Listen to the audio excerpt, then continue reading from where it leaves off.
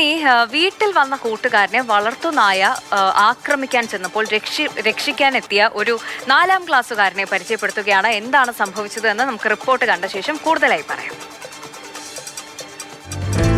Chris Mathew ജോസഫും Darshan സരീഷും അയൽക്കാരാണ്, സമപ്രായക്കാരും.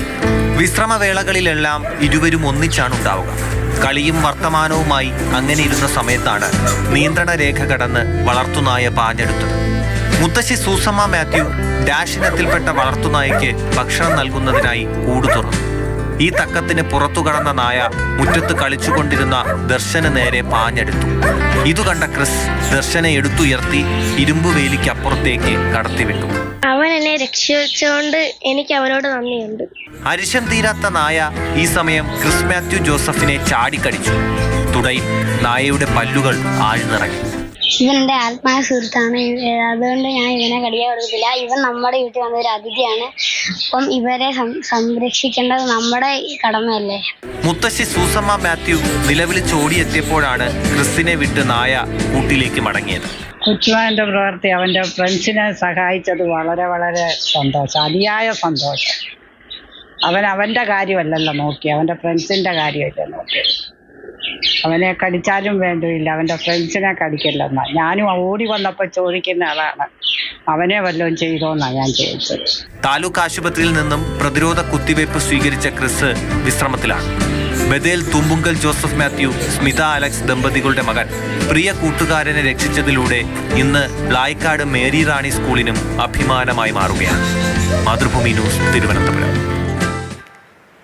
TS ഹരികൃഷ്ണയാണ് കൂടുതൽ വിവരങ്ങൾ പറയാൻ നമുക്കൊപ്പം ചേരുന്നത്. ഹരി, ശരിക്കും ഇവരുടെ പ്രായമാണ് നമ്മൾ പരിഗണിക്കേണ്ടത് അല്ലേ? ഇപ്പോൾ നമ്മുടെ വീട്ടിൽ വരുന്ന ഒരാളെ നമ്മുടെ വീട്ടിലെ പട്ടി തന്നെ ആക്രമിക്കാൻ വന്നാൽ നമ്മൾ തടയും എന്നത് സ്വാഭാവികമായ കാര്യമാണ്. പക്ഷേ ഇത് നോക്കൂ, 4ാം ക്ലാസ്സിൽ പഠിക്കുന്ന ഒരു കുട്ടിയാണ്. അവൻ പട്ടി ഓടി വന്നപ്പോൾ കൂട്ടുകാരനെ രക്ഷിക്കാനാണ് ആദ്യം ശ്രമിച്ചത്, അല്ലാതെ ഓടി തിരിഞ്ഞു പോകാതെ കൂട്ടുകാരനെ രക്ഷിക്കാൻ, സേഫ് ആക്കാൻ നോക്കി എന്നുള്ളതാണ്.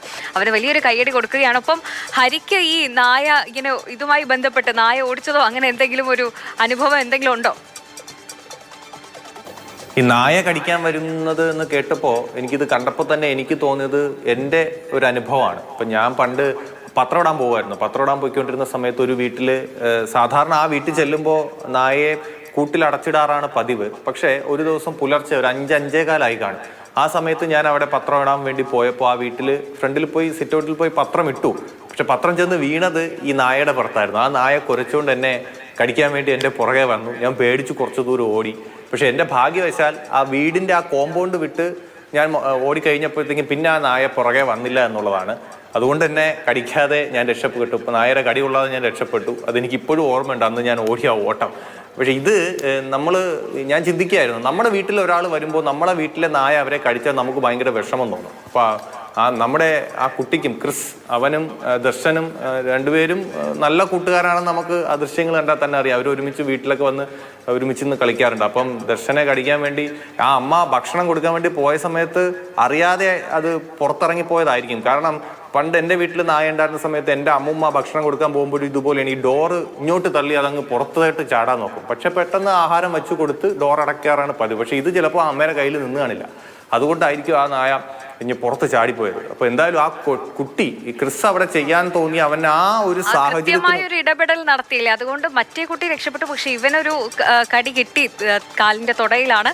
അതെന്തായാലും സങ്കടകരമായ ഒരു കാര്യമാണ്. പക്ഷെ ഇപ്പൊ നമ്മൾ സാധാരണയായി തെരുവുനായ പ്രശ്നത്തെ പറ്റി സംസാരിക്കാറുണ്ടല്ലോ. ഇത് വളർത്തുനായ പ്രശ്നക്കാരാവുന്ന സംഭവമാണ് ഈ നമ്മൾ കണ്ട റിപ്പോർട്ടും ഹരി പറഞ്ഞ സംഭവവും ഒക്കെ. ശരി, എന്തായാലും ഈ ഒരു ഫ്രണ്ട്ഷിപ്പ്, ക്രിസിന്റെയും ദർശന്റെയും സൗഹൃദം നല്ല രീതിയിൽ തന്നെ ഇങ്ങനെ മുന്നോട്ട് പോകട്ടെ. ശരി.